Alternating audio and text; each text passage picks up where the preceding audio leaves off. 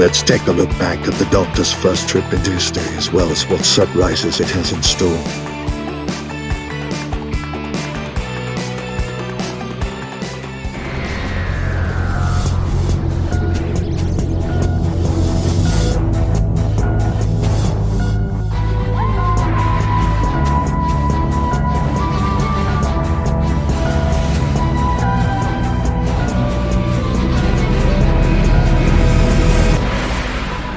Welcome to another audio commentary. Today we'll be looking at episode 4, The Ice of Fear. Not the best title, but this particular episode I did do a slightly different colour grade to it. I wanted to make it seem sort of in the past, so that's why it's got less saturation going on. So this episode takes our first glimpse into the history books, but not history as we know it. Of course, this is still a parallel universe, and so this is the first time we get our glimpse into what a parallel version of the history of the humans in this universe could be. And that was where I brought in minor elements of a change in the past for the Doctor. But this episode itself is the first time we're going to the past, and that's why in this version of World War II history, there is wardens of a young age staying back to look after citizens during the Blitz. And then I knew I wanted to have him listening to a piece of music, and I think this will just fit quite nicely. This episode has quite red lighting in this TARDIS, which is what the lighting I sort of wanted. But wow, wow. You have everything. Just reading this one on the second. Rose in this story, of course, is wearing her normal clothes again. I just wanted to break up the costumes which she wore.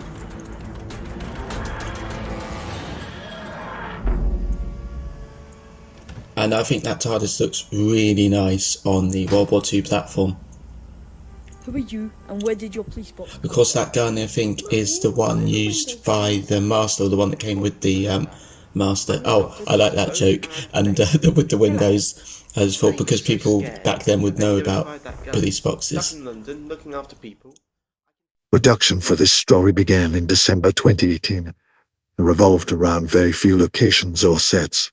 So I remember filming this one at the Christmas holidays between years at uni, so my second year, and it felt like it took forever to do because it was one location. I'm not used to, it's my first story where I've done almost just one location for the entire thing.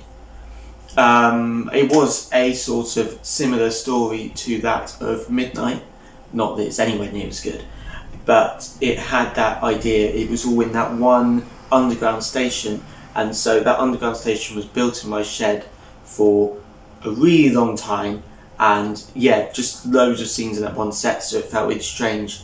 It just felt like it was animating in there for a really long time, which I probably was. Of course, this whole set is from AFT downloads. It does actually appear at the beginning of the series. I reused it, but to cover up all the old-timey posters that I put up, all the wartime posters, I cut out bits from a newspaper and stuck those over the top as adverts.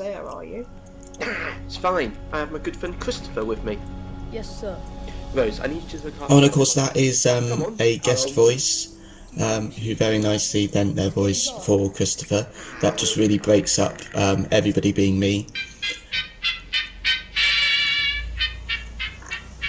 That was a really difficult edit. I still don't think it particularly worked very well with the music starting, but I do like this little scene. I know this is the first time I was ever able to actually put a proper child into the story, because the only child they really ever brought out in Doctor Who figures was the empty child, but I get away with it because the gas mask is appropriate for the time period. But what would the story be without a monster? And of course, this time I have a returning monster, that of the Ice Warriors. You're as cold as ice. It's the most warrior, very far away from home, I imagine. Trying to be like our hero, but can't even control some of her own kind. Worthless, pathetic. Someday you'll pay the price. This story originally had Silurians, but I felt like it was too similar to a lot of other Silurian stories in the sense of humans and Silurians fighting over a situation with a trapped Silurian. That's basically the Silurians. So it changed to Ice Warriors, but I think that worked really nicely because it's World War One or World War Two. Sorry, there's that fighting of honour and that sense of honour when you're in a war, and that's what the Ice Warriors have. They're all about their honour and their war, and they're Ice Warriors. So I really like that idea of the Ice Warriors are never meant to be villains, at least they're not since the John Pertwee era. They're always meant to be sort of a misunderstood or slightly hostile, quick to take action type people, but they're never trying to be mean or horrible or wipe out the universe like the Daleks. And I think that worked really well for this particular story.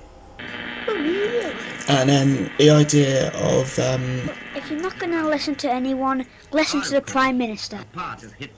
this idea of Winston Churchill being the one to remind them to how to get through things and how to cope with difficult situations, maybe be a little bit too much, but I thought out of everybody, I think that was the only way that was going to bring them back round to seeing sense, except for, of course, the RAF pilot.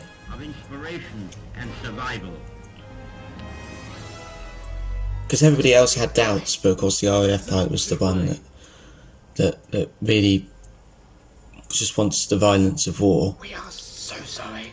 I hope you can forgive us. It might take a while. And of course this music is the music from Victory of the Daleks, which I really think works because it sort of gives it that proper British sort of feel to it.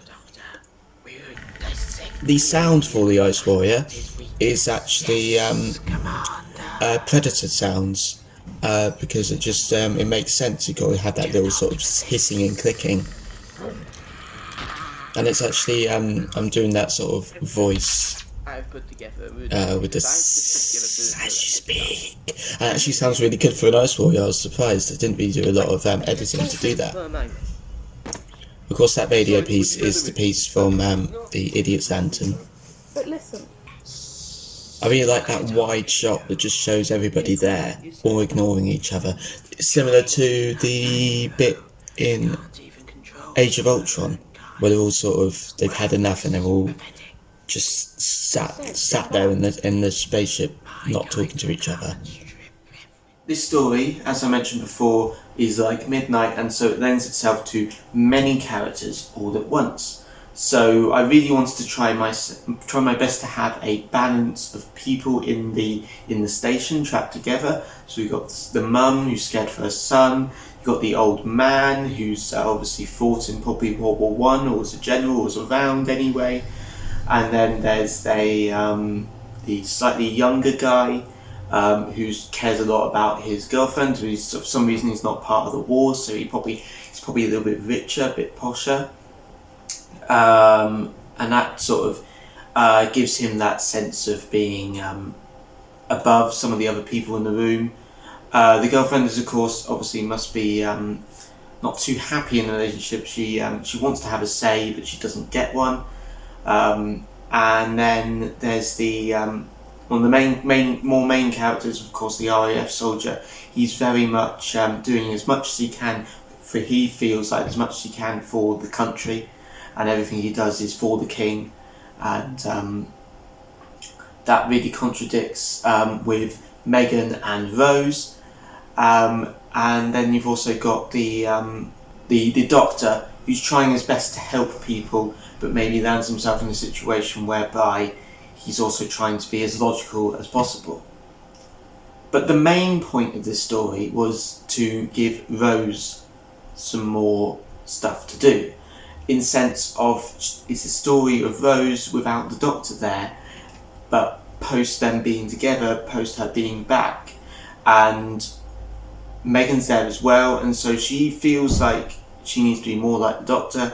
So she tries to take charge of the situation, and of course that backfires massively on her with the death of the Ice Warrior at the end of the story. And that was what the story is meant to be about. It's meant to be about Rose trying to control this group of people in a doctory way without the Doctor being there. Back through here. Hold on. We're sort of meant to care for Christopher Rogers, which of course is meant to be a similar name to Captain America, deliberately, just to give it that patriotic parallels. And there's the Sonic left the other side of the door. That was a overlaid image to make it so then you can see through the door. Doctor. Come on! This didn't quite work as well as I hoped. He's sort of meant to be properly banging that door, trying to get through. Just hang in there now. Tell them I was brave. Now that he's become angry, like properly angry, like human angry, which is obviously the point of this series, then he's able to sort of break the door down. Sadly, it didn't quite work as well as I hoped. And of course, this story really pushes the Doctor to the limits of how much he can tolerate through humans, and of course, it makes him realise that the portals were his fault, and he needs to go back to Torchwood to sort it out.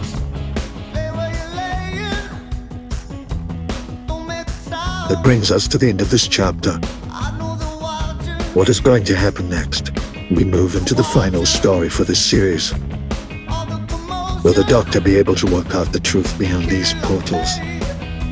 And will Rose be able to tolerate the Doctor's continuing addiction to adventure?